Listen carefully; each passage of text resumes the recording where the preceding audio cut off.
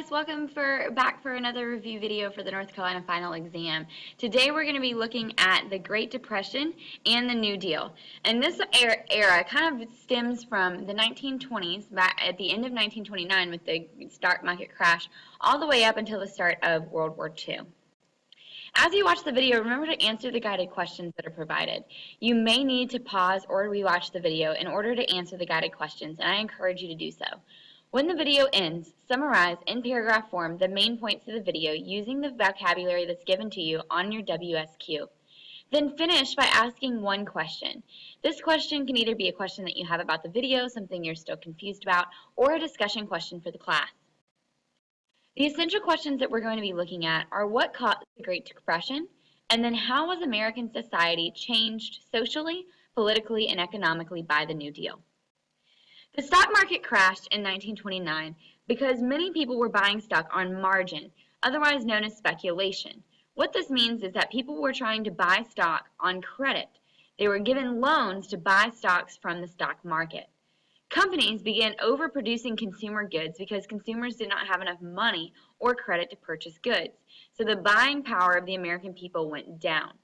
The decline of farming also led to the Great Depression in the 1930s. Farmers were suffering from the Dust Bowl.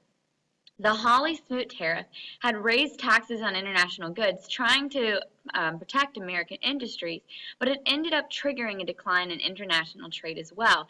Other countries internationally stopped buying Americans' goods because they were expensive. Herbert Hoover denied a bonus for World War I veterans known as the Bonus Army. They came to the White House looking for a bonus and were turned away by armed guards. Hoover believed that the economic recovery of the United States depended primarily on businesses and their dedication to protecting American trade. He supported federal loans to private businesses in order to help them because he thought that by giving them loans, they would be able to give jobs to other people. He called this trickle-down economics. Hoover also established the Reconstruction Finance Corporation in an effort to fight the Great Depression, but it was too late. Franklin Delano Roosevelt became president and immediately resolved to save the nation from the Great Depression. He had previously been the governor of New York City and had done a couple different initiatives that had been successful in helping to alleviate the Great Depression in his state. He had three goals for the New Deal, otherwise known as the 3 R's: relief, recovery, and reform.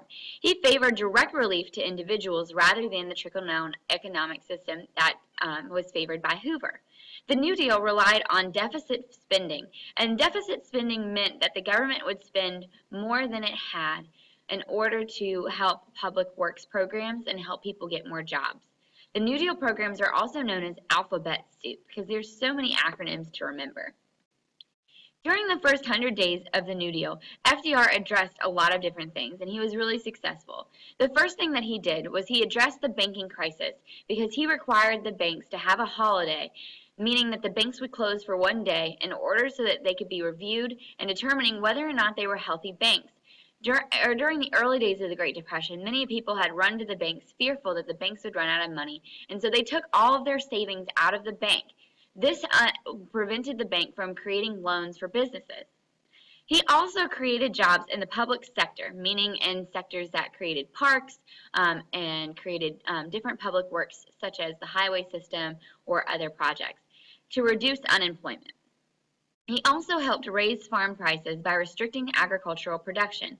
The less that was produced, the more that it would cost. The basic economic principle of supply and demand.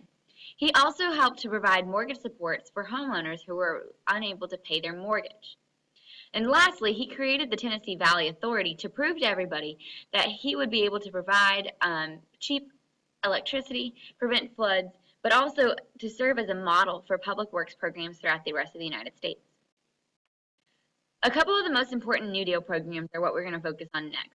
The Agricultural Adjustment Act, or the AAA, was purposed to raise farm prices by limiting agricultural production.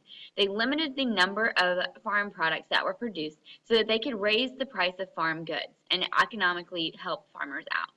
It established a national system of crop controls and then offered subsidies to farmers who agreed to limit the production of specific crops. A subsidy is essentially a payment so that they wouldn't produce those crops that they would otherwise have gotten money from. The National Industrial Recovery Act, otherwise known as the NRA, also sought to combat the Great Depression by encouraging government-business partnerships. These are also known as cooperatives. The NRA allowed businesses to regulate themselves through codes of fair competition. The CCC, or the Civilian Conservation Corps, was created to establish jobs for unemployed youth conserving the environment, a cause that was near and dear to Roosevelt's heart. The Social Security Act was one of the most famous and long-lasting acts created by the New Deal, and it created a federal system that was funded by taxes on a worker's wage, and it also gave an equivalent contribution by employers. This contribution would then be given to the employees when they became old or if they became unemployed. The Wagner Act is also known as the National Labor Relations Act, and it ensures that a worker has the right to organize and bargain collectively. This leads to a rise in union membership because unions were the main people that were able to organize and bargain collectively or bargain all together as one unit for workers. The Works Progress Administration, otherwise known as the WPA, was the Works Progress Administration that created employment for 8.5 million Americans in a variety of public works projects. The Works Progress Administration created parks and zoos, worked on oral history projects, and that collected a testimony of free slaves. This is one of the most well-known works progress employment projects that was ever done during the New Deal. New Deal programs helped African Americans, but a lot of the programs allowed for discrimination and segregation of African Americans. Many African Americans were paid less than their white counterparts. The New Deal marked a new era of government involvement, and it showed a willingness to use the government as a social welfare. The United States doesn't emerge out of the Great Depression until the start of World War II, when spending is increased on war goods and everybody has to go back to work. The Great Depression led to a mass migration of Americans looking for work, both in the Midwest but also from the South to the North.